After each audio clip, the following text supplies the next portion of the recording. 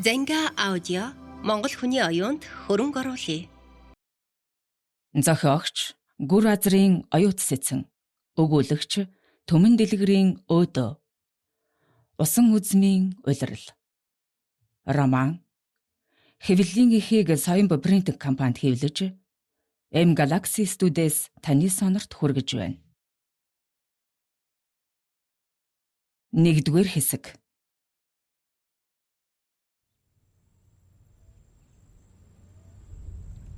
Алтан шаргал нарны элчин харсан ч гэсэн бүлээн дулаан өнгөөр төөнөж. Намар атал ногоо навчтай усан үзмийн бутнуудыг таатая ээн. Бүгдээрээ өөр өөрийн замаар яваа гэсэн шиг маш олон жим. Тэр нарны гэрлийн тусах зүгийг даган хажуугаар бүнжигнөх усан үзмийг амтрахын яваад л байвал хаа нэгтээ хүрэх юм шиг нэг л тийм юр бос. Гэхдээ энэ замыг дагаад тэр дуудаад байгаа газар руу очлоо гэхэд эргээд энэ газараа олохгүй бол яана. Буцах замгүй бол яах вэ? Заримдаа ганцаархнаа энэ замаар ороод гүйчихмээрч юм шиг.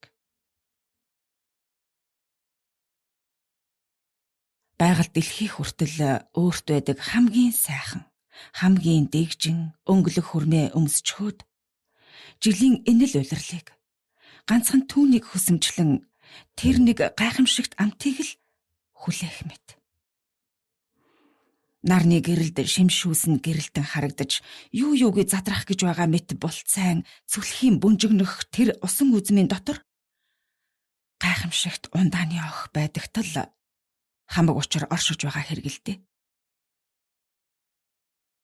Германд усан үзэм тариалдаг 13 том газар байдаг. Тэр дундаа Вүртемберг бол усан үзэм тариалтаараа тэргүүлдэг юм. Элс эрхэх хөрстэй болохоор Ирэлсэнг төрлийн усан үзэм илүү ургана. Ер нь Дарсыг эхлээд хамгийн зөөлөн амттайгаас амсаж дараа нь чанга амттай хүртэл нь хэрэглэх юм бол нандин амтыг таашаахта илүү гэдэг юм. Магадгүй үүнтэй ижил амьдрал хүнийг сайн сайханд шунан дурлуулж улам сайхныг мэдрүүлэхийн тулд баг-багаар аз жаргалыг бас зовлонтой хачирлаж амтлуулдаг байх л та. Энэ бүгдийн талаар сэтгэлдээ бодож тунгаан өнгөрсөн амьдралаа эргцүүлэн бас хүү одоо байгаа бүхнээ сэтгэлдээ багтан харж сэтгэлээ баясгах солонгоо дуртай. Тэр амралтын өдрийн өглөө гэрийнхнээсээ урьдчилж эртлэн босоод гадаах террас дээр ээжийнхээ явуулсан ноол уран хүнжлийг нөмрөөд халуун кофе алгуур очлонгоо бодолд автан суудаг нь бараг зуршил болж дээ. Өчигдөр орой бороо орсон болохоор гадаа чийг үнэртээд тэр чигийг мэдрэх гээд нүдэ анж тамшаалан хамраараа амьсгалахаар хормын зурал хөдөө эмээ дээрээ ирчгээд бороонд хөл нүцгэн хилээ гаргаад гүйж байгаа ч юм шиг. Гамт нь яг таарсан тансаг кофег нүдэ анаад тамшааланоочлох шиг. Солонгоо эргэн тойронд байгаа үдсгэлэнт усан үзмийн талбай, мандаж байгаа нар, хамраар дамжин магнагийн сэрүүцүүлэх тэр сайхан борооны чийгэнд автан нүдэ анаад бодох дуртай. Солонгоо нөхөр хүүхэдтэй бүхнэ гэдэгч ганцхан 9-р сарын өглөөний энэ хором түүнд өөртөөгөө ярих боломж олгодог юм. Заримдаа хит бодолд автаад кофег хөрчгдөг. Эсвэл нөхөр нь сэрчгээд дэрэгдээ солонгоог байхгүй болохоор хажууд нь ирж бүр хүлээж зогсоод хамтдаа цагаа ууя, жаахан амръя гэд хүүхэд шиг дуудаад байдаг болохоор энэ удаад унтлахын өрөөний болон хүүхдийн өрөөний хөшгийг харанхуйлчхаад сууж байгаа нь энэ. Аз болоход хөршүүд нь зайтай. Бас тэгээд ойрхон байлаач амралтын өдөр. Тэр дундаа бүтэн сайн өдөр нам жим бага байхгүй нь мэдэгдэхгүй. Хаяал хажуугийн хөршөвөө эрт босчход өглөөний талхаа авахдаа тэднийд бас шин талах бэрцэл авчирч өгөнгөө хамт цайлнаа гэд ороод ирдгийг эс тооцвол солонгод хэдэн царцаа голионоос өөр саадуулах зүйлгүй. Машин унаа хөлхөлдөхгүй. Хаяа нэг дугуйтай хүн эсвэл нохоогоо хөтлөөд гүйж байгаа хүмүүс л тэртет харагдана. Солонг анх ирээд нөхрөө ажилдаа явсан хойгуур ганцаардаад хаа хамаагүй хинтээ ч хамаагүй уулзаж ярилцах юмсан гэдэл холуур явж байгаа хүн рүү хүртэл даллаад суудаг байснаа бодохоор инээд нь ч хөрг шиг. Заримдаа дугуйгаа унаад хажуугийн талхны мухлаг руу очоод тэндээ хүмүүстэй за голдуул тэнд байх настай хүмүүстэй гангар гунгар хийж сууж байгаад ирнэ. Хөрш өвөг хүртэл дуудаж хамт цай усаар агаад бүр ижил дасал болчихсон. Харин одоо бол энэ нам жим тайван байдалда дасчихжээ. Хэрвээ хэн нэгэн амралтын өдөр утсаар ярих юм уу? Эсвэл гэрт нь шууд ирэх юм бол гайхаж самгардаж мэдхээр. Солонгоо анх Германд ирснэ. Нөхөртөөгөө танилцж байснаа санаанда эхнээс нь сэрэж бодлоо. Богинохон тайрмал үстэй. Джинсэн шорт өмссөн, богино цамцтай туранхай охин усан үзмийн талбайн дунд ганцаараа жаахан хөвгчгөл байдгаараа инээчихсэн дээр гэгч нь үсрээд ахуулсан зургийг нөхөр нь хамгийн түрүүнд гэрийнхээ хоолны ширээний ард хананд өлгөчихсөн юм. Яг тэр зургийн хажууд хүүхэд шиг инхрээ бас аз жаргалтай харцаар нүдэрээ инээсэн бор охин өлмигөө өргөчихсөн. Нуруулаг нөхрийнхөө хажууд бараг л охин шиг нь харагдана. Үеийнхэн дундаа солонго намдаа орохгүй ч гэлээ өндөр чадтай герман хүмүүсийн дунд тэр дундаа нөхрийнхөө хажууд бол жижиг хэм болчихдг юм. Нөхөр нь ч тэр түүнийг хамгаалтандаа авсан гэсэн шиг мөрөөр нь чанга тэврээд жаргалтай инээж харагдана.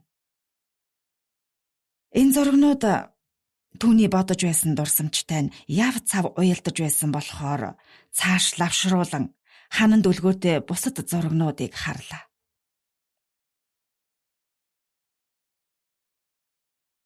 Солонгоо анхудаа нөхөртөөгөө хамт Монголд очоод ээж хоёр дүүтэйгээ ахуулсан зургаа хараад инээд нь хүрлээ.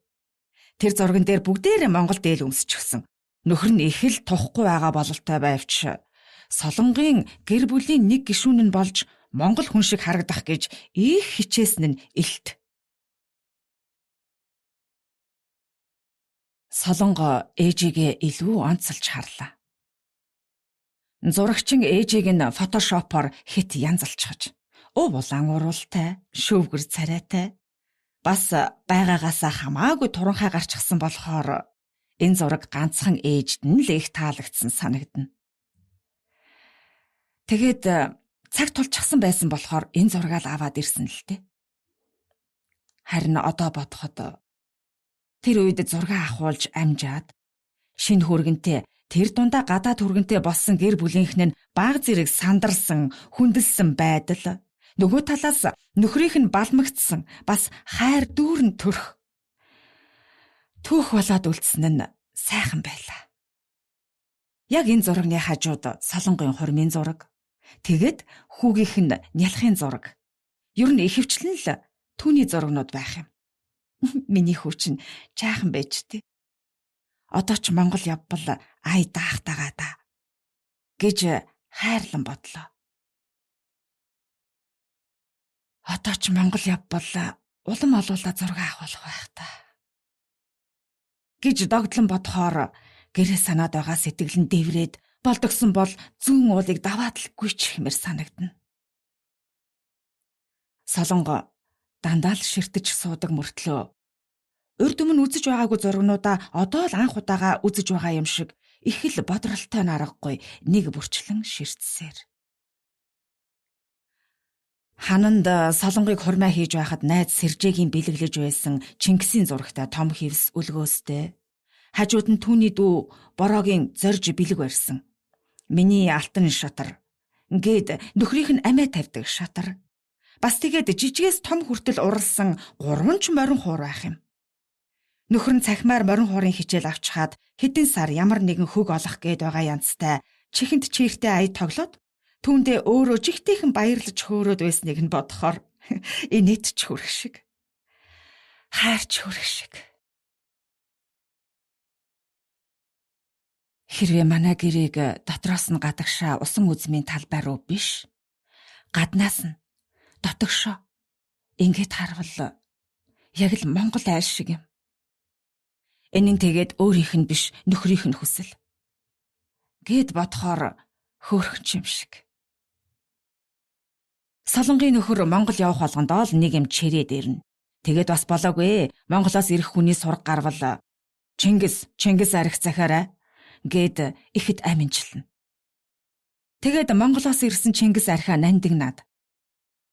Хүн ирвэл өөр арх задлж өгч бай. Би аваад бэлтчихсэн байгаа. Харин миний Чингисийг битгий задлаарай. Би тоолчихсон байгаа шүү. Гэж хүртэл солонгод захина.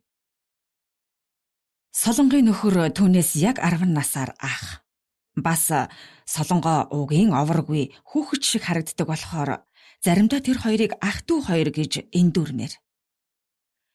Ханилсан нөхөр нь өмг түшигтэй болохоор ч тэрөө аавыг нь орлох шиг л санагдана. Үргэлжлэлийг Зангиа аудиогоос